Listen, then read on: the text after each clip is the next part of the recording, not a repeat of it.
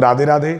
कुंज बिहारी श्री हरदास, मैं निखिल गोस्वामी आप सभी का हमारे YouTube चैनल श्री बांके बिहारी जी एवं Facebook page Banke Bihari temple में हार्दिक स्वागत करता हूं। आज की वीडियो में हम सभी पुरुषोत्तम मास महात्म की संपूर्ण कथा के अंतर्गत 7वें अध्याय की कथा का श्रवण करेंगे, जिसमें भगवान श्री कृष्ण मल मास को कैसे अपनाते हैं और क्या क्या वरदान देते हैं, उसकी बहुत सुंदर कथा हम सभी सुनेंगे। सबसे पहले हम सभी पुरुषोत्तम मास के जो स्वामी हैं श्री बांके बिहारी जी महाराज, उनके चरणों में अपना ध्यान केंद्रित करते हैं। आप सब ठाकुर जी के चरणों में जब ध्यान लगाया करें तो केवल और केवल अपने मन को, अपने हृदय को तो ठाकुर जी के चरणों में विराजमान किया करें और अपने हृदय में श्री बांके बिहारी जी महाराज को विराजमान किया करें। नमः कुंज बिहारिण्यै, नमः कुंज बिहारिणे, स्वामी श्री हरिदासाय गुरुनाम गुरुवे नमः। राधा मेरी स्वामिनी, मैं राधे जू को दास, जन्म जन्म मोहे दीजियो श्री वृंदावन को वास। पुरुषोत्तम मास में भी केवल एक ही मनोकामना है कि प्रत्येक जन्म में हमको वृंदावन धाम का वास मिले। ब्रज 84 कोस में 4 गाम निज धाम, वृंदावन और मधुपुरी बरसाना नंद गांव। बोलिए श्री बांके बिहारी लाल की जय। सूत जी बोले, हे तपोधन, आप लोगों ने जो प्रश्न किया है वही प्रश्न ऋषिवर नारद जी ने नारायण से किया था। तब नारायण ने नारद जी से कहा कि हे बद्रीपते, जब विष्णु जी अधिमास के अपार दुख कहकर चुप हो गए, तब भगवान श्री कृष्ण ने क्या कहा सो आप बताइए। नारायण बोले, हे वत्स नारद, गोलोकनाथ श्री कृष्ण जी ने विष्णु जी से कहा वह अति गुप्त है, परंतु जो श्रेष्ठ भक्त हो, जिज्ञासु हो, पाखंडी ना हो, सज्जन एवं सेवा करने वाला हो, उसे बता देना चाहिए। यह गुप्त वचन सुकीर्ति करने वाला, पुण्यात्मा, यश तथा श्रेष्ठ पुत्र देने वाला है। राजा और राज दरबार को वश में करने वाला, दरिद्रता नाशक, पुण्य आत्माओं को सुनने योग्य है। अतः भक्ति सहित इसका आचरण करना चाहिए।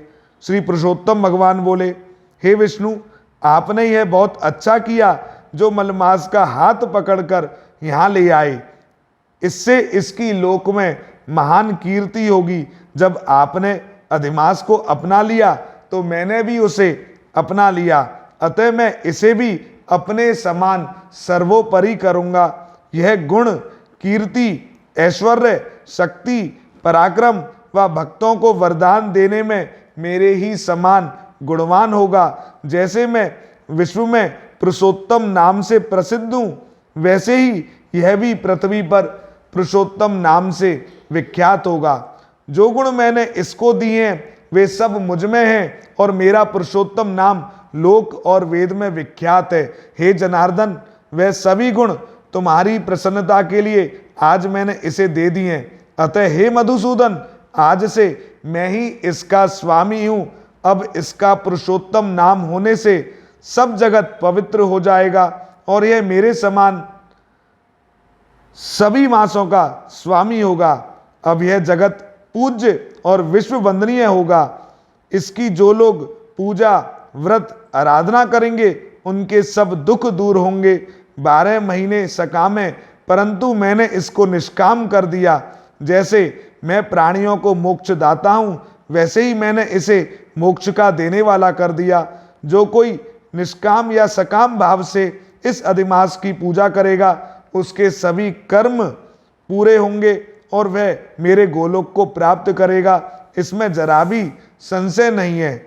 जिस परम पद की प्राप्ति को बड़े बड़े भाग्यशाली ब्रह्मचारी महात्मा लोग निराहार रहकर, दृढ़ व्रत करके कठोर तप करते हैं और फल पत्र वायु का आहार करते हैं तथा काम, क्रोध, लोभ, मद, मोह, ईर्ष्या आदि को त्याग कर, इंद्रियों को जीतकर वर्षा, गर्मी, जाड़े आदि को खुले में सहन करते हैं, ऐसे महात्मा लोग भी हे गरुड़ध्वज विष्णु मेरे परम पद को नहीं पाते, किंतु पुरुषोत्तम मास के आराधक केवल एक मास की आराधना से ही वृद्धावस्था रहित होकर परम पद गोलोक को बिना परिश्रम के प्राप्त कर लेंगे।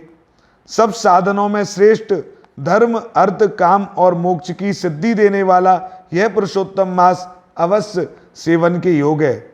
जैसे जोते हुए खेत में बोने से बीज करोड़ गुना बढ़ते हैं, वैसे ही पुरुषोत्तम मास में किया हुआ पुण्य कोटि गुना बढ़ता है। कुछ लोग चातुर्मास आदि यज्ञ करके स्वर्ग में जाते हैं, वहां के भोग भोग कर फिर पृथ्वी पर आते हैं, किंतु जो व्यक्ति पुरुषोत्तम मास का आदर से विधि पूर्वक सेवन करता है वह अपने कुल का उद्धार कर मुझको ही प्राप्त होता है। जो मुझे प्राप्त हो जाता है वह जन्म, मृत्यु, भय से व्याप्त आदि व्याधि तथा वृद्धावस्था से घिरा हुआ इस संसार में नहीं जन्मता, वहां जाकर फिर लौटना नहीं पड़ता, वही मेरा गोलोक धाम है। इसी मास का स्वामी मैं हूं, मैंने ही इसको प्रतिष्ठित किया है और अपना पुरुषोत्तम नाम भी दिया है, जिससे इनके भक्त की चिंता अब रात दिन मुझको रहेगी। अपने भक्तों की सभी कामना मुझको ही पूर्ण करनी है, मेरे भक्तों का अपराध कभी ना गिना जाए। हे विष्णु, मेरी आराधना की अपेक्षा मुझे अपने भक्तों की आराधना अधिक प्रिय है, परंतु कभी कभी मुझे अपने भक्तों की वांछा पूरी करने में कुछ देर हो जाती है। मेरे पुरुषोत्तम मास के जो भक्त हैं उनकी मनोकामना पूरी करने में मैं कभी विलंब नहीं करता। इस मलमास के भक्त मेरे भक्त हैं, वह मुझको अत्यंत प्रिय हैं। पुरुषोत्तम मास प्रत्येक तीसरे वर्ष में पड़ता है। ऐसे मास में जो धर्म आचरण नहीं करते वह कुंभी पाक नरक में पड़ते हैं। जो स्त्रियां पुत्र सुख और अपने सौभाग्य की कामना से पुरुषोत्तम मास में स्नान, दान, पूजा पाठ आदि करेंगी, उनको मैं सौभाग्य, संपत्ति, विविध सुख प्रदान करूंगा। अतः इस मास में सभी शुद्ध मन से स्नान, पूजा, जप आदि अवश्य करें और अपनी शक्ति के अनुसार दान करें। जो कोई पुरुषोत्तम मास में श्रद्धा भक्ति से मेरी पूजा करेगा वह धन, पुत्र और विविध भांति के सुख भोग कर अंत में गोलोक में जाकर वास करेगा। मेरी आज्ञा से सब मनुष्य अधिमास की पूजा करेंगे, क्योंकि मैंने इसे सब मासों में उत्तम किया है। हे रमापते, अब तुम अधिमास की चिंता छोड़कर इस पुरुषोत्तम मास को बैकुंठ ले जाओ। श्री नारायण बोले। इस प्रकार विष्णु श्री कृष्ण के मुख से ऐसे रसीले वचन सुनकर बड़े आनंदित हुए और मलमास को साथ लेकर नवीन मेघ के समान श्याम कांति वाले श्री श्याम सुंदर को प्रणाम करके गरुड़ पर बैठ शीघ्र ही अपने वैकुंठ को चले गए। आज की कथा में हमने बहुत सुंदर श्री कृष्ण जी की वाणी का, श्री कृष्ण जी की कृपा का श्रवण किया। और एक ही सार यदि मैं एक लाइन में कहूं तो इतना ही कहूंगा कि जिस किसी को भी भगवान श्री कृष्ण अपना लें तो वो अपने आप में ही श्रेष्ठ हो जाता है। इसलिए कहते हैं कि भगवान को भी अपना बनाओ और स्वयं भी भगवान के बनो। श्री बांके बिहारी जी महाराज की असीम कृपा सदैव आप सभी पर बरसती रहे। हमें बिहारी जी के, बिहारी जी हमारे हैं, बस यही भाव रखो। श्री कुंज बिहारी, श्री हरदास।